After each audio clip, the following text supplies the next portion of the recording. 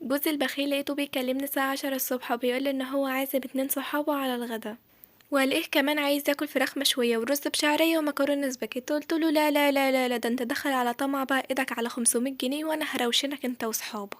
لقيته بيقولي 500 جنيه يا وليه يا معفنة، اللي كنت بتبيعي طماطم مدودة جنب امك، ولا كنت بتعملي اي حاجة، ولا كنت بتهشي ولا كنت بتنشي.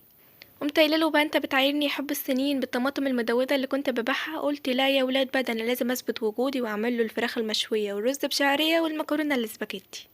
وبعد ما خلاص اخدت القرار ان انا هعمله الاكل اللي هو عاوزه، لقيته بيرن عليا تاني وبيقولي طب روحي وانتي لسه، بيقولي وانتي طالق؟ قلت له وانا طالق ايه يا راجل يا موكوس يا حب السنين يا عمري يا اغلى ما ليا، تروح تطلعني عشان فراخ مشويه ورز بشعريه؟ قلت له خلاص خلاص خلاص، ده انا كشفتك على حقيقتك يا راجل. طب خلاص انا كنت راح اعمل لك الاكل اللي انت عاوز، بس قولوا لي اعمل ايه في الراجل اللي مطفحني الدم دوت.